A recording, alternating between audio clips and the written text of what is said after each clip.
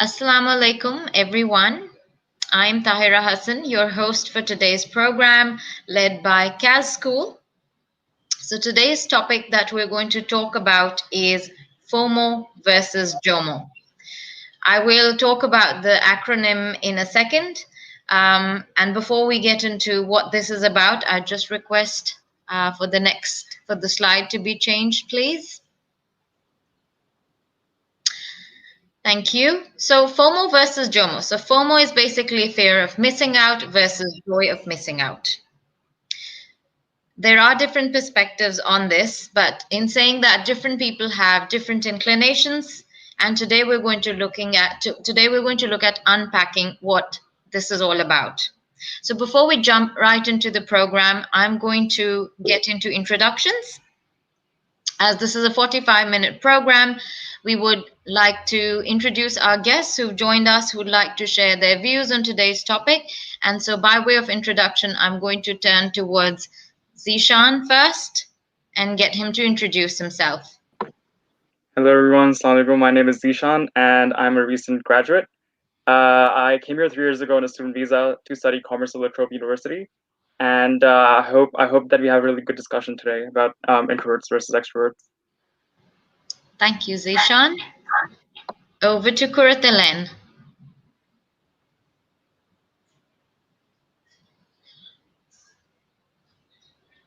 Kuratelan, can you hear us?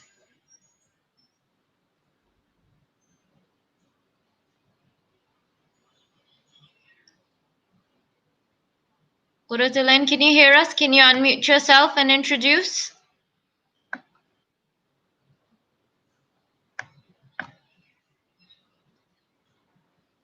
Okay, we'll come back to Kuratelan. We'd now go to Khanum Amber for her introduction. Assalamu alaikum. Everyone knows me because I often join the program. So I'm an Islamic scholar, motivational speaker, and social worker as well.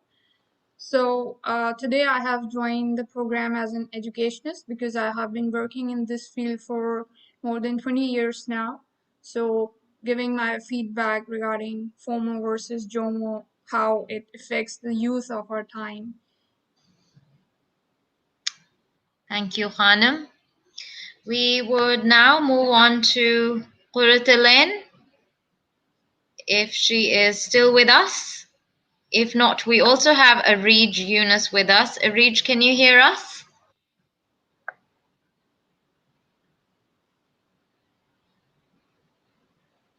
Perhaps not. Kuratelan, can you hear us? Areej and Kuratelan, both of you have muted yourselves, so unmute yourself so that you can speak. Areej, unmute yourself. Assalamu alaikum, everyone. Sorry about that. My camera wasn't working. It's not working, but I just graduated recently from school, and I'm about to start uni soon. So looking forward to the session. Thank you, Areej. Kuratelan, are you able to speak?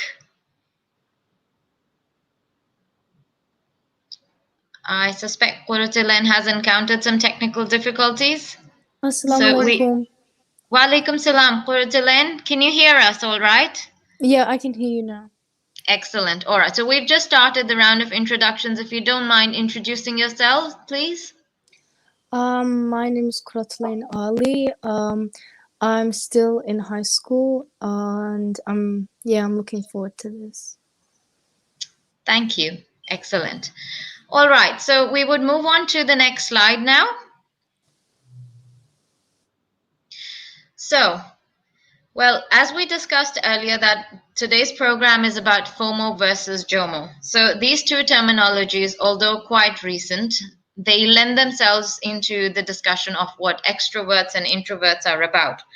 So let's unpack this a little bit and see what is the divide about. Where did this happen? So by way of background, introverts versus extroverts, or these terminologies, were actually coined by a very famous psychologist, a Swiss-German psychologist called Carl Jung. And he came up with these two terminologies based on the personality styles.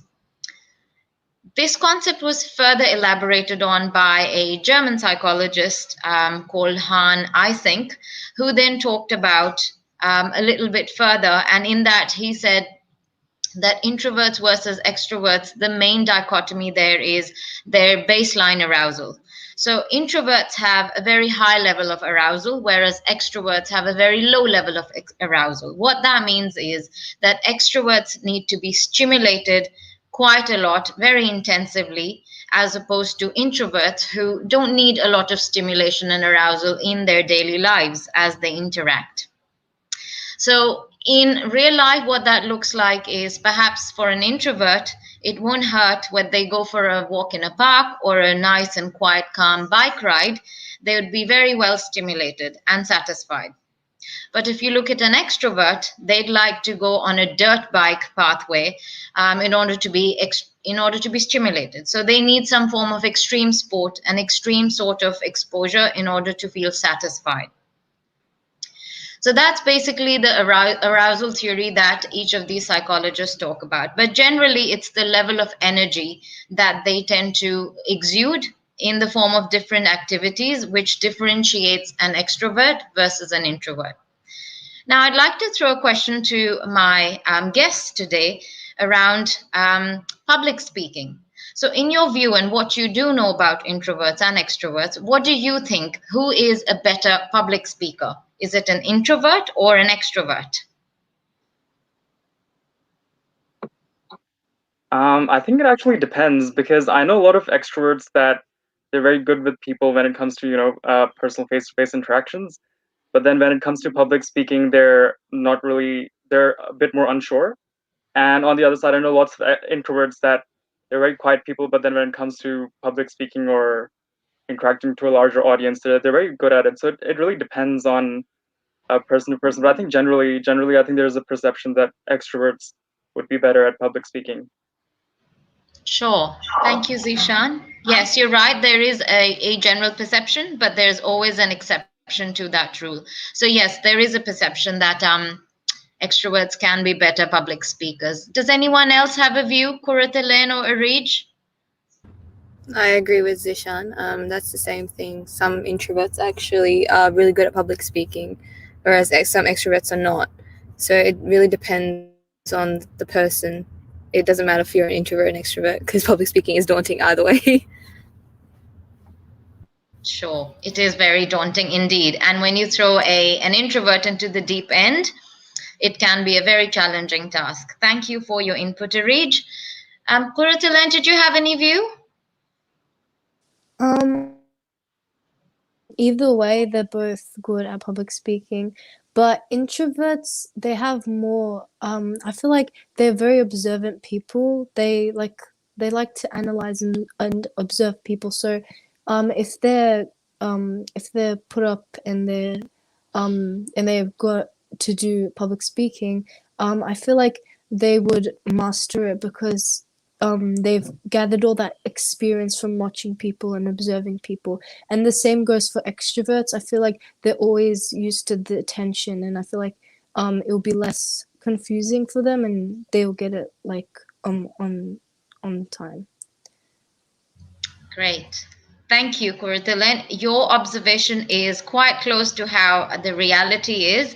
So there's a lot of research that has gone into the world of introverts and extroverts because it is a topic that really fascinates a lot of people who worked in this field. And research actually does say, when you look at the brain scans and all the work that has happened in this world, that introverts have a thicker prefrontal cortex, which is a part of your brain, which is responsible for all the thought, thinking, and rational views that we tend to form. Whereas the extroverts tend to have a thinner prefrontal cortex brain area. Now, what that means is in their behavior, like Kuratalen rightly pointed out, they tend to ruminate a lot. Introverts tend to think things through before they take any action. They're very observant as well in their behavior, whereas extroverts tend to be more impulsive. They speak instantly and quickly and think about things later. This is the general scenario. Of course, we're not trying to paint everyone with the same brush, but generally this is how they come across. There are always exceptions to the rule. So when you look at that tendency of introverts to ruminate and ponder more and extroverts to be more impulsive, generally that means that in terms of the public speaking arena, whilst it is quite a daunting task, as Areej rightly pointed out, but surprisingly so, introverts turn out to be better speakers compared to extroverts. It's just that they think their topic through before they speak, and they do study their audience a lot. And half the game of public speaking is about responding to the cues and the body language of your audience. So yes, they tend to win in that arena more so compared to the extrovert counterparts. Okay, Here I would like to add that when we compare both of them, then we can say that it's quality versus quantity. So there we can say extrovert people would talk a lot, but when you find the quality stuff in their thoughts and when they portray it, it's more quality rather than more quantity rather than quality. But introverts speak less, but it's more of a quality stuff. Absolutely. And I'd also add to that point, there is a humor which introverts tend to share, although they speak very little, but when they speak, sometimes they can be really funny and the whole room bursts out into laughter as well. But extroverts tend to be talking all the time and there is little substance. I mean, I feel a little bad for extroverts in that manner, but yes, like you'd see all walks and all manner and all stripes of people out there.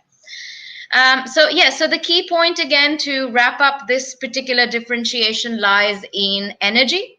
So the energy that extroverts tend to get, it is by being around people.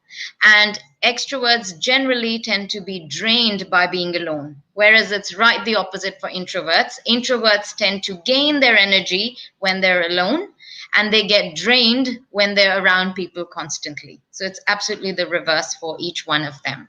So here are two ends of the spectrum that we will talk about further, and we will now get into some questions to see what our guests think about various aspects of these two personalities. So I would just request for the next slide to be fired up, please. All right. So in our society, and it doesn't matter whether it's the Eastern or the Western culture, it is prevalent in all parts of the world. There is something called as an extraversion bias, which basically means that the world somehow tends to favor the extrovert. They are in some shape or form idealized.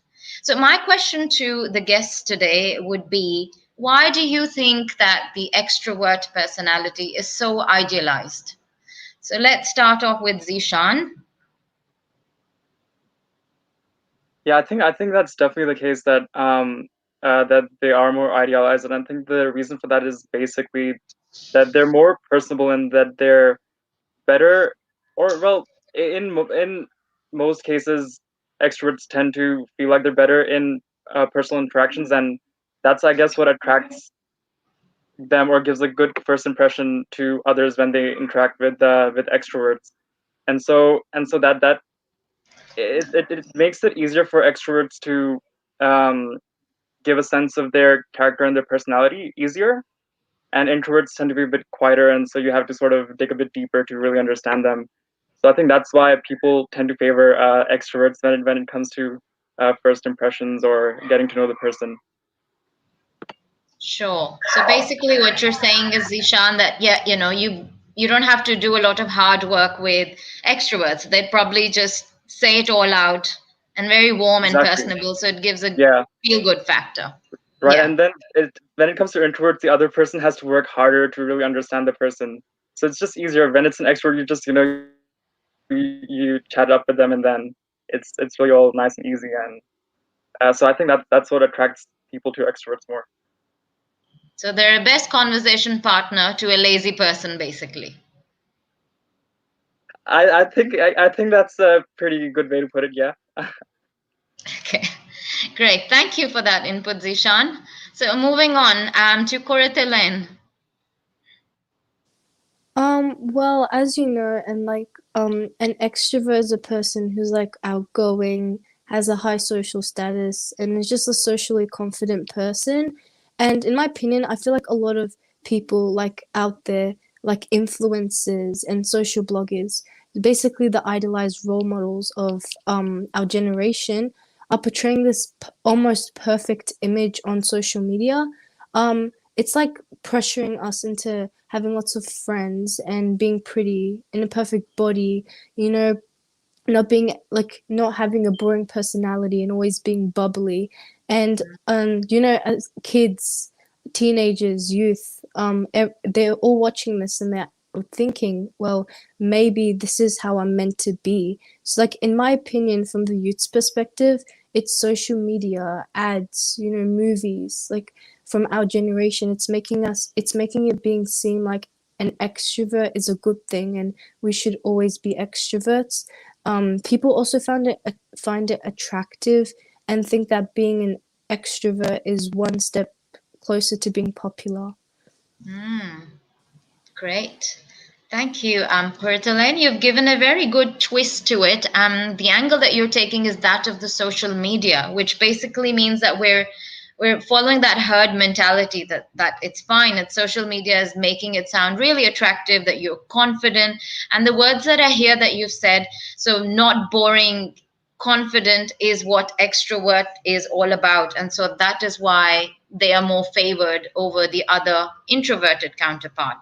So it's basically how it's packaged and presented, and that image that you're talking about, which may not be true, surprisingly. And when we'll talk more about this topic today, we would figure out that, you know, it is not just confidence that is linked to extroverts. There are lots of introverts who can be confident, but unfortunately, we've packaged it like that and presented it by saying introverts are not confident or underconfident.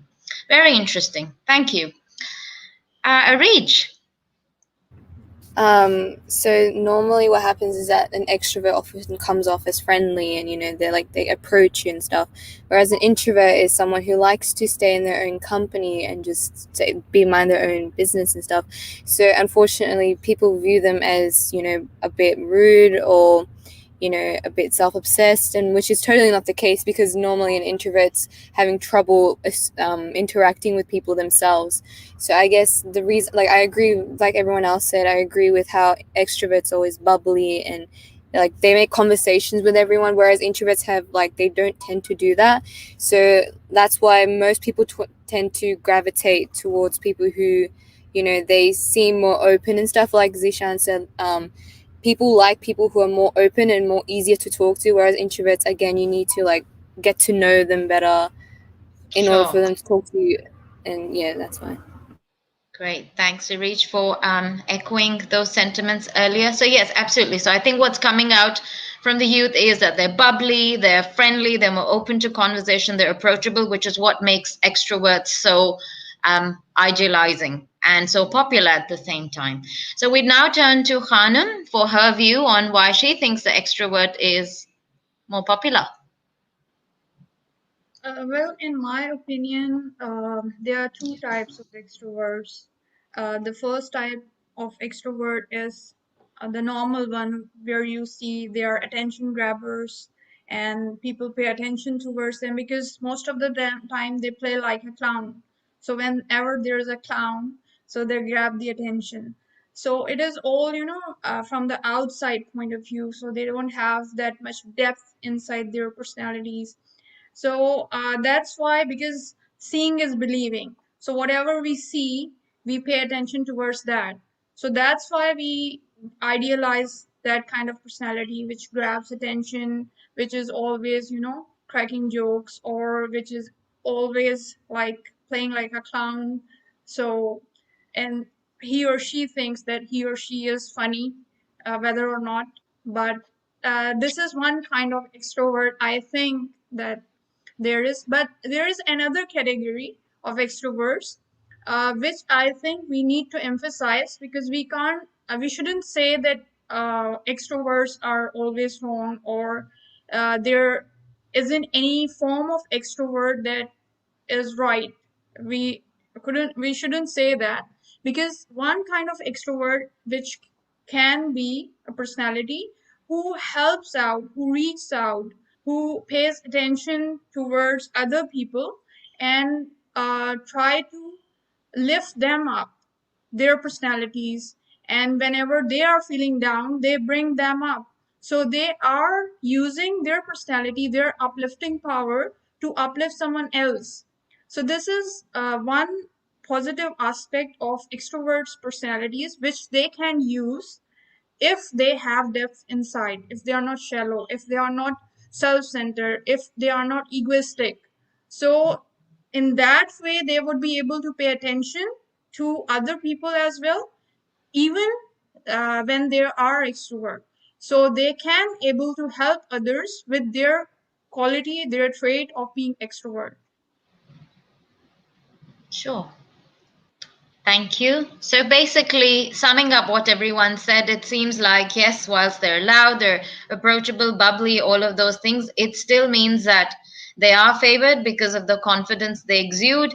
Whilst they can be the court jester and the classroom joker as well for everyone, the upside for them really is that, yes, they can add a breath of fresh air, they can lift the environment, they can cheer up the ambience or the mood of the place. There's no harm in that, of course, if there's not just deeply embedded in shallowness and self-centeredness.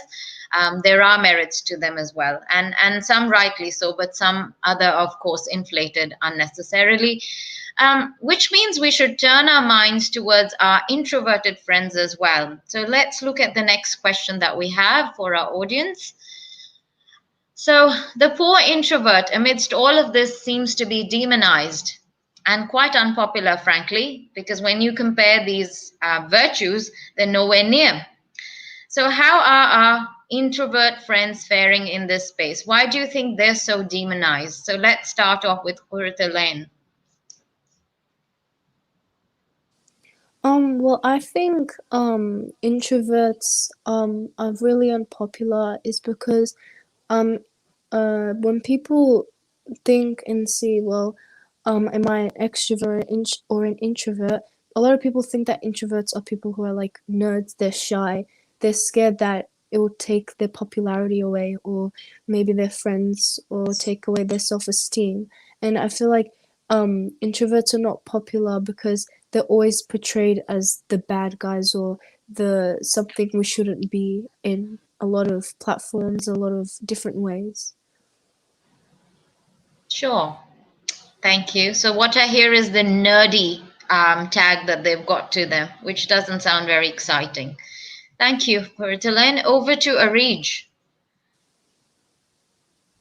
I agree with Gurata, and the media especially plays a role because movies tend to portray the introvert as, again, nerdy and someone who's just not cool and someone you don't want to be around. And so a lot of people, like I said before, they feel pressure that, okay, I have to show myself as bubbly. I have to do this because I don't want to be shoved into that introverted category. Otherwise, no one want to be friends with me.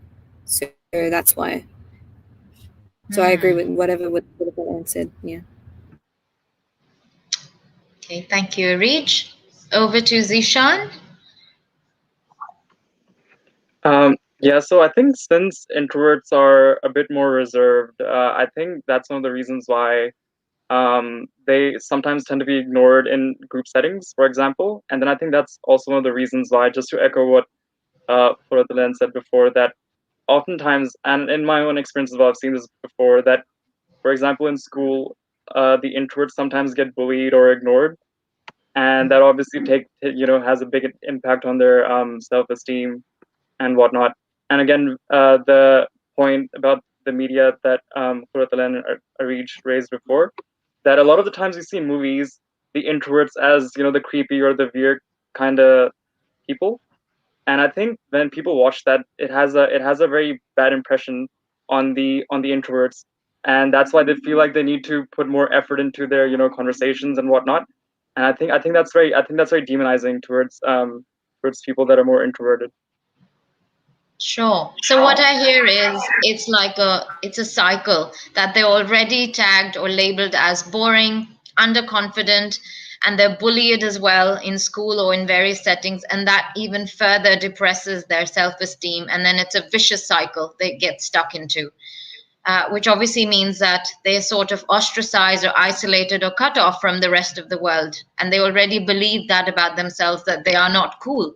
So they don't want to integrate in other people's lives or generally in their surroundings, which is a little bit sad as it sounds.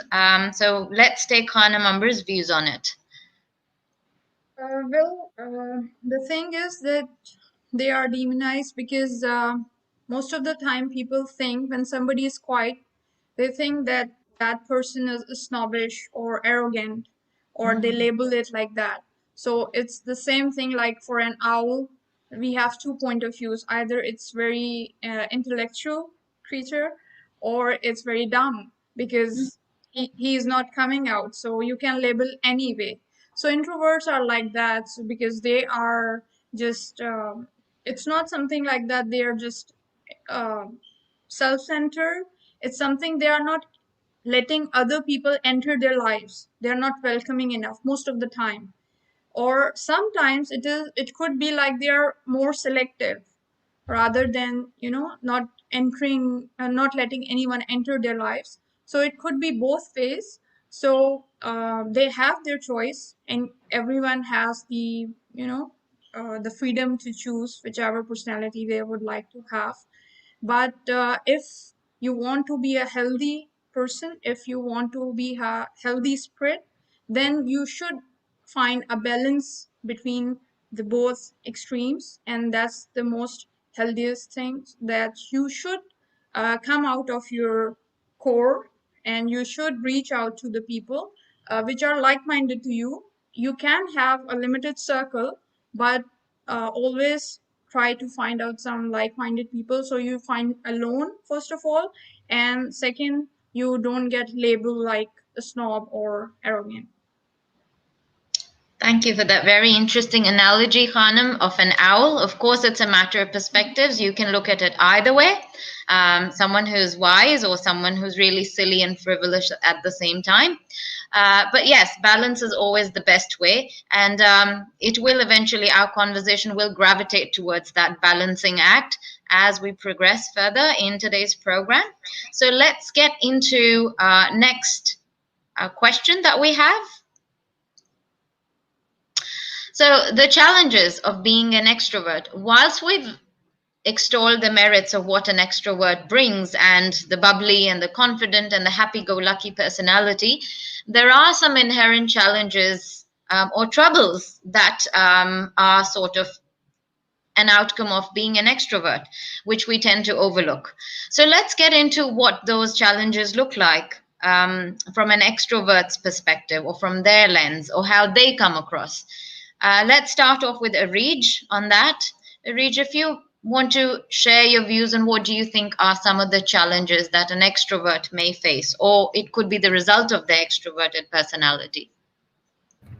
I think the extrovert probably faces that pressure to always be bubbly even when they don't feel like it. So, they might be going to a place, and even though they don't want to, socialize and be their bubbly self, they have to be because that's how people know them as. And sometimes people, that personality, when sometimes extroverts, their own energy can be quite exhausting on other people as well, because sometimes some people are, they sometimes feel pressure that, okay, maybe I should match their energy as well as how energized they seem. So I guess it's like that societal type of expectation, like she's an extrovert, she has to be bubbly all the time, she has to be talking to me about every single thing, even if she doesn't feel like it. So that's what Yeah. Great. So it's basically that pressure to constantly live up to a certain standard. And I assume that that would also be in a classroom environment, that when you ask a question, so everyone turns towards the extroverted person, that they'll be the one who'll always answer, or they'll be the ones who want to present. And so the introverts can have a free ride that way at the cost of an extrovert. So unfortunately, they are always in the limelight, and it's not a fun spot to be in constantly. Thank you, Rij. So over to Zishan. Mm-hmm. So I think in conversations like these, like the discussion that we're having right now, since introverts are generally, more demonized, or they're the underdogs, so to speak, I think we tend to favor them, and we sort of generalize about extroverts that they're, attention seekers, or that, they like that exposure, and which gives sort of like a bad impression on the extroverts. Because not everyone is like that. Sometimes people aren't really trying to attention seek. That's just their personality. That's just the kind of person that they are. And at the same time, as Ari just said, if you're an extrovert, you sort of have a pressure to perform, right? When it comes to presentations, or again giving answers, or as you just pointed out, everyone looks towards you, and so now you have to be the person always prepared, always ready for whenever that opportunity comes up. And if you're not, then everyone thinks, oh, how could they fail?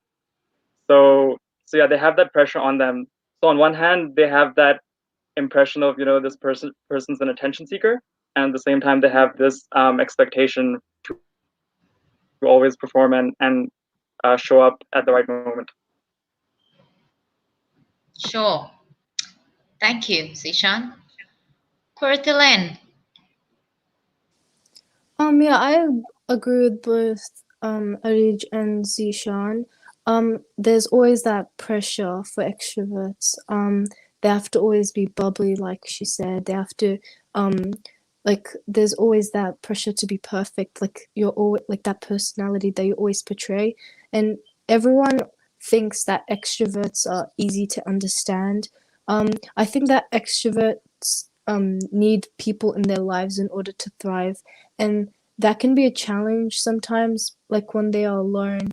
They don't have that support that they used to have, and it's hard for extroverts like to be honest all the time, in especially in conversations. It's uncommon to them to make emotionless judgments, because they're always so used to having these friends that and they're used to saying comments that always make them feel happy, and that's how everyone sees them as, and it's hard to change that.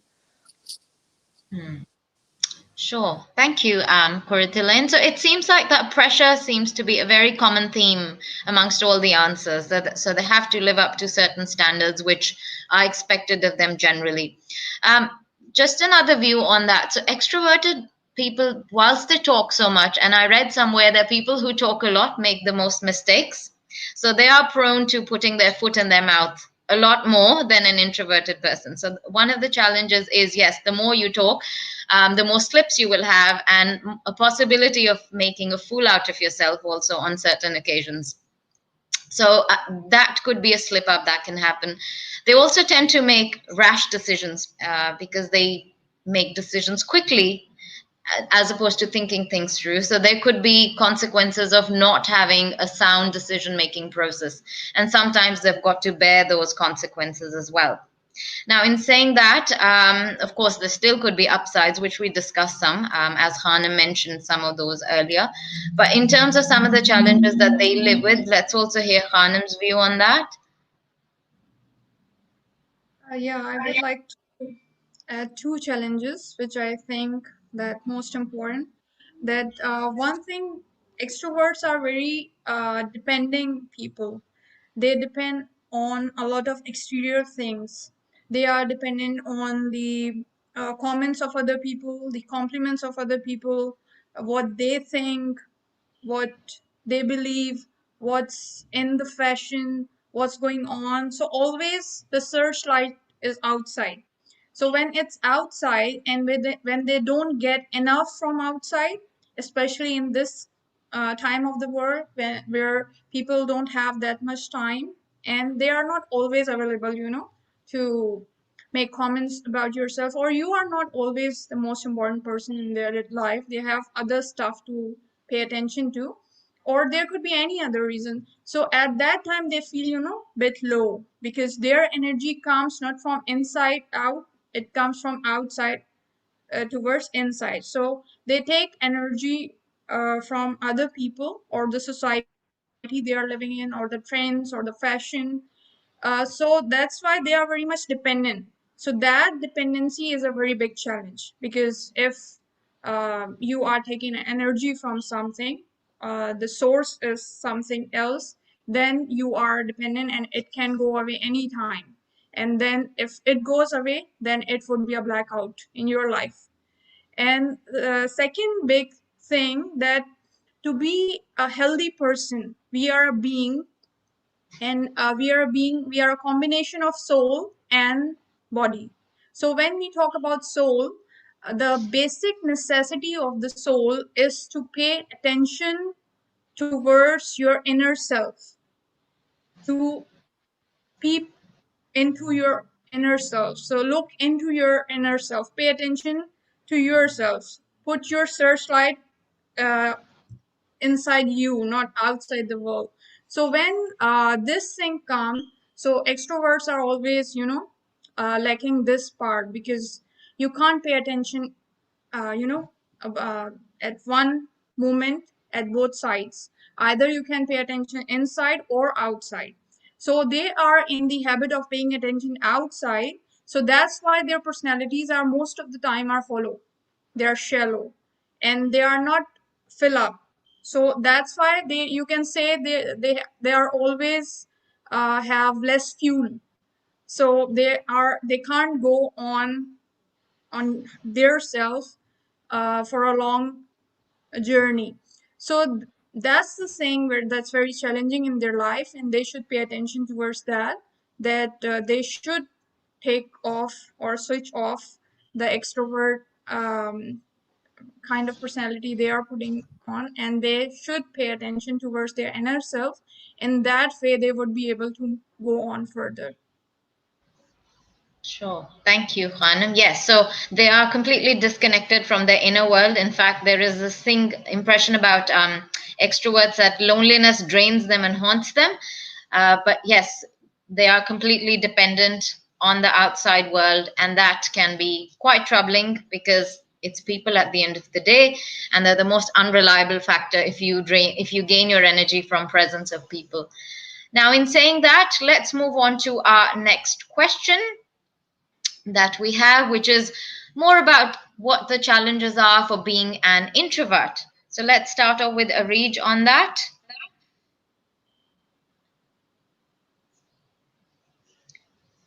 Being an introvert is that you know that you can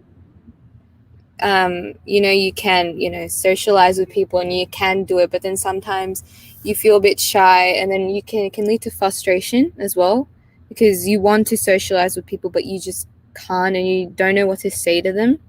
So your quiet and your reserved personality sometimes can be a vice and lead to a lot of frustration. And then so that's I feel like that's one of the things that introverts mainly go through. Thank you, Arij. That's a very interesting topic. You've touched on the bias and that reserved nature. And we'll talk about something.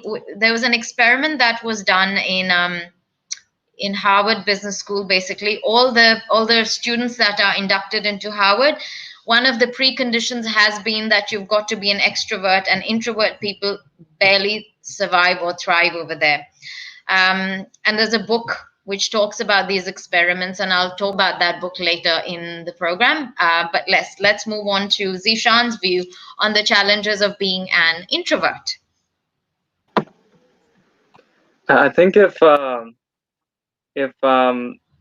extroverts on one hand, if they feel drained when there's a lack of interaction, when it comes to introverts, it's the exact opposite. Even if they have, a very minute or minor amount of interaction, it absolutely drains them.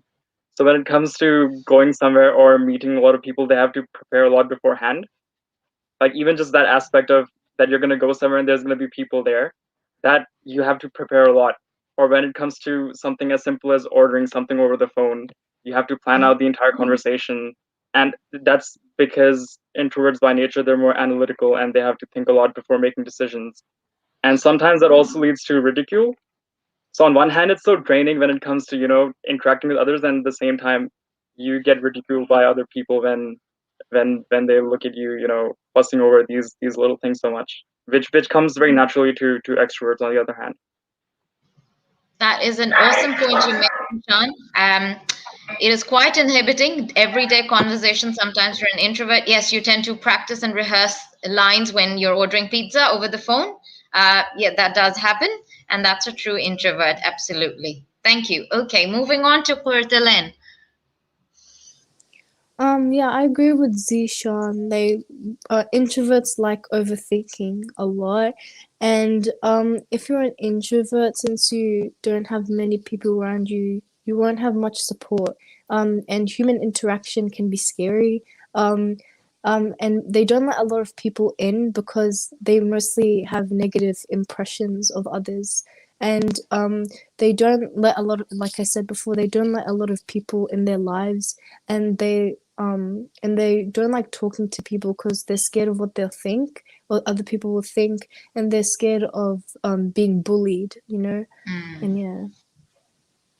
Great, thank you, Kurtalen.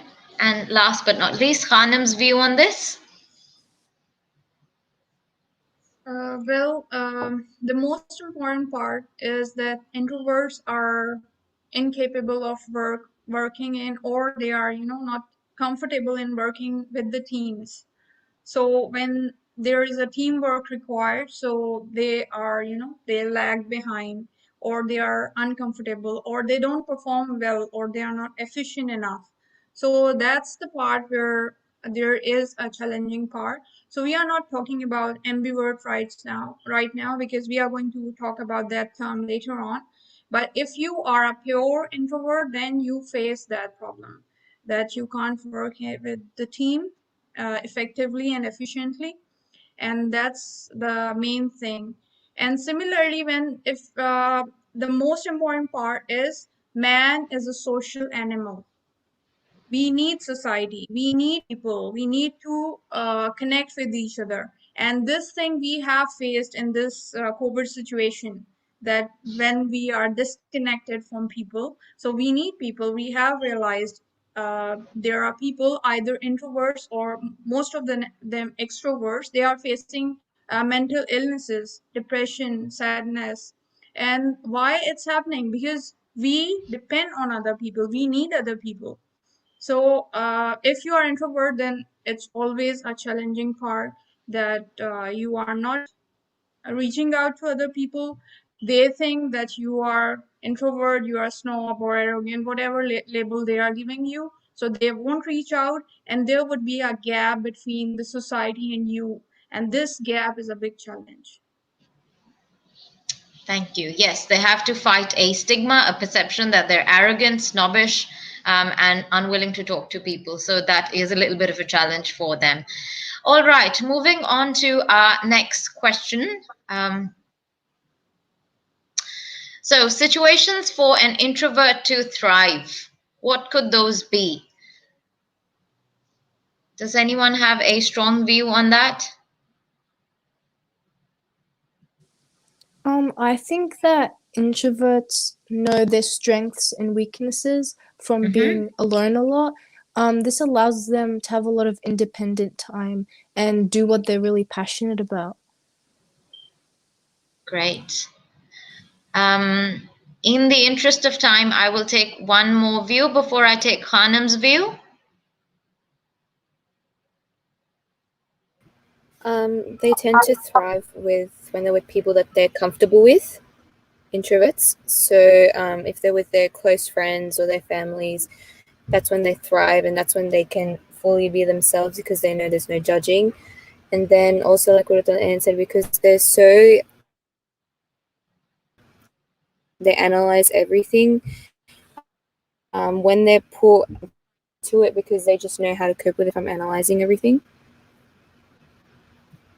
Sure. So it's basically thriving in situations which require thorough analysis and lots of rational thinking where they are most suited. Khanum, can we have your view? Well, as I have just mentioned, that introverts who pay most of the time attention towards themselves, inside, they're self-centered, so they can thrive in that manner, that they can dig deep down, and they can bring pearls of wisdom for themselves as well as for the people around them.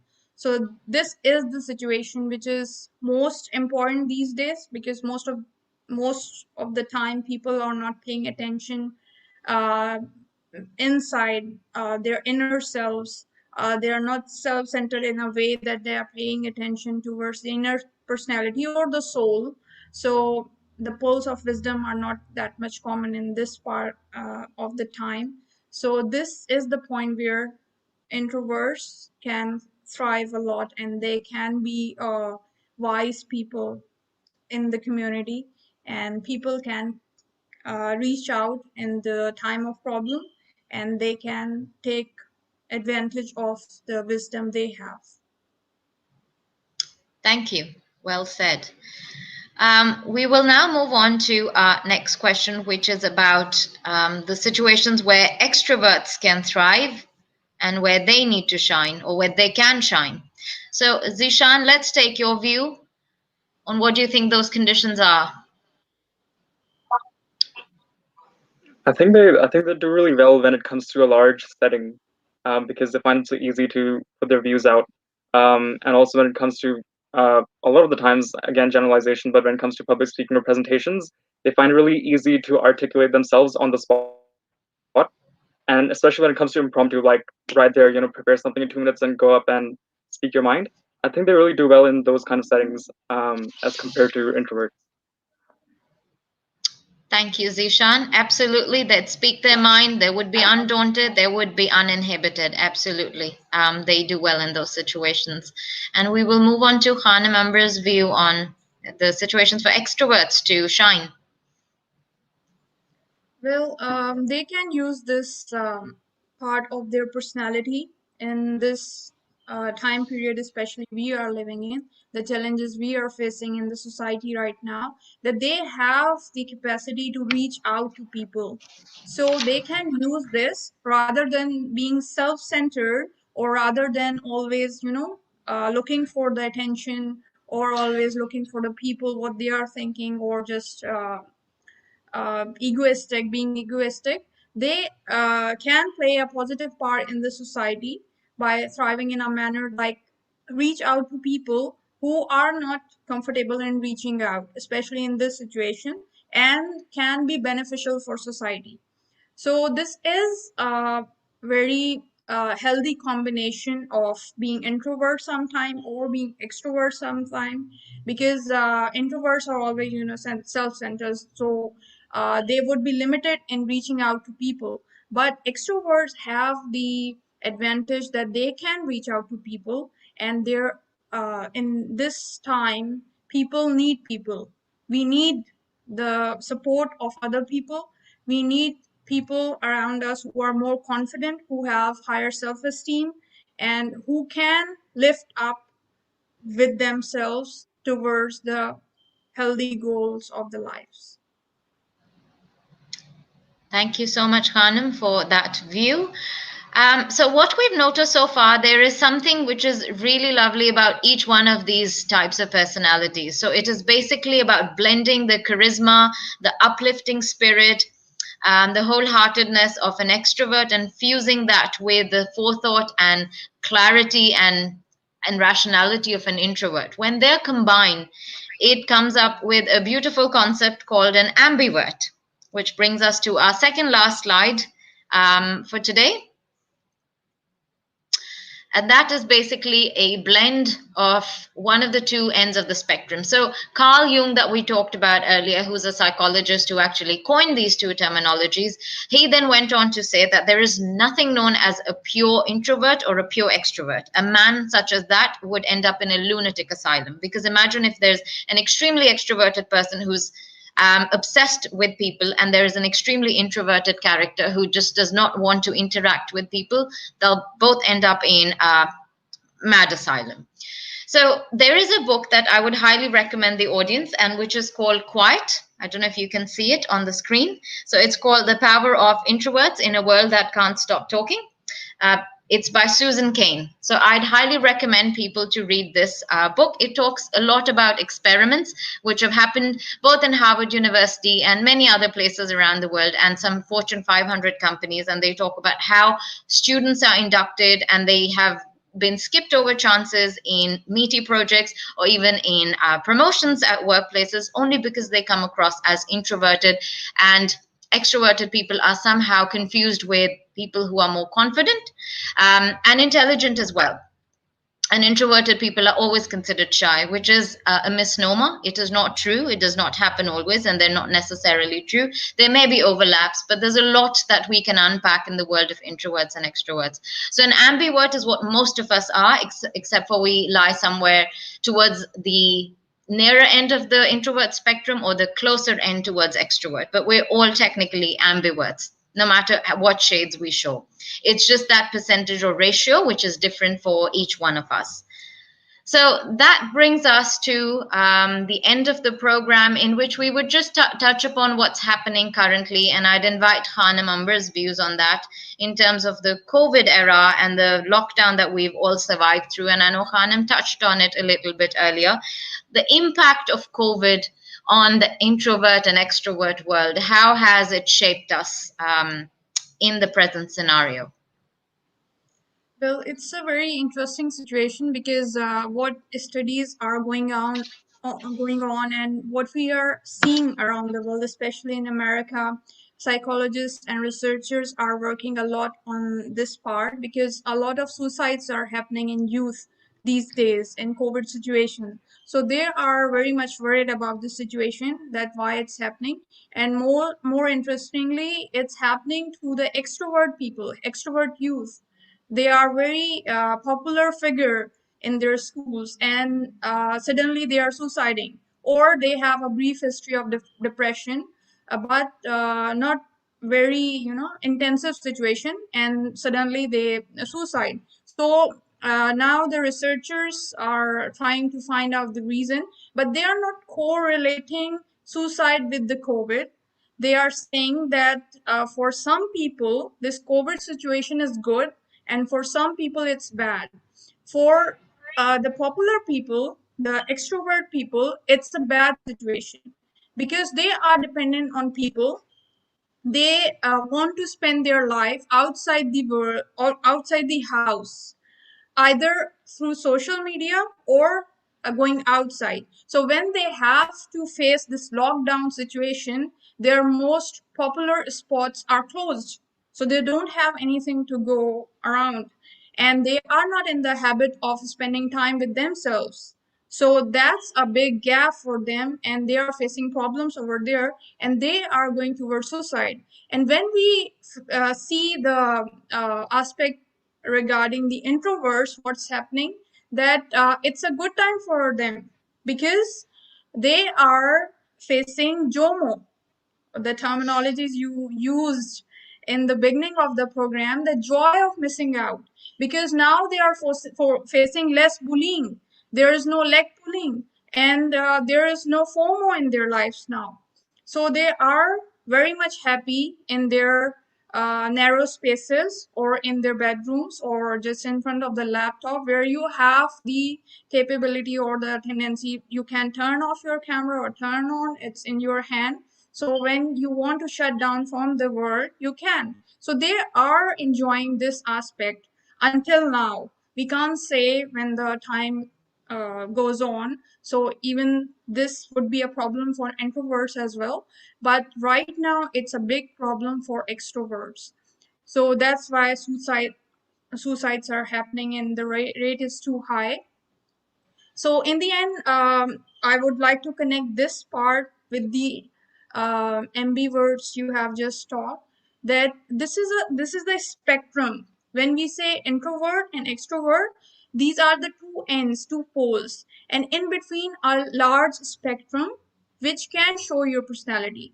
So the most balanced personality you have, the more healthier you are, and more beneficial to the society as well, and towards yourself as well.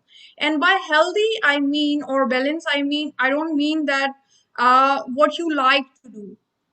It's not something what you like to do.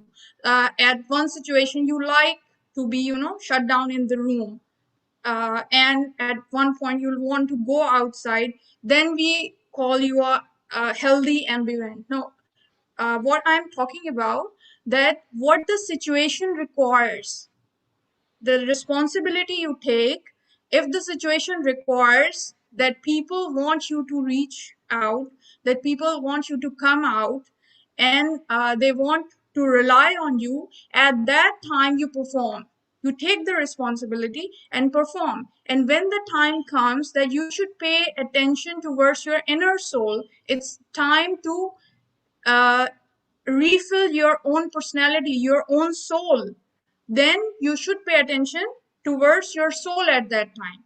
So when you are doing opposite what the situation is demanding, then it would be, unhealthy situation, or we won't say that it's a good thing.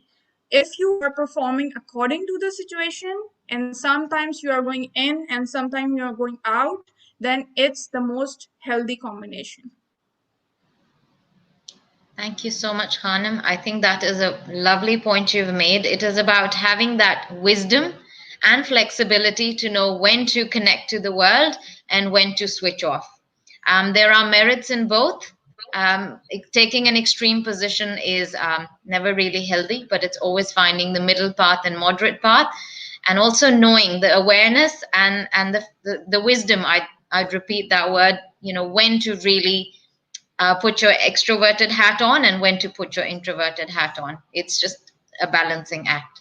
Now, with that, I would really like to thank our gracious audience today, as well as our guests, for providing their valuable input and their insights in unpacking this topic. Of course, this is just scratching the surface. There's lots that we can navigate in the world of introverts and extroverts and ambiverts, which we mostly are. But I'd really like to thank you for your time as well. And I hope we've unpacked and uncovered some of the myths around these personalities, and also learned what the best way forward is in our future interactions. So with that, I'd like to sign off and say Khuda Hafiz to everyone. Thank you very much. Khuda Hafiz. Khuda Hafiz. Khuda Hafiz.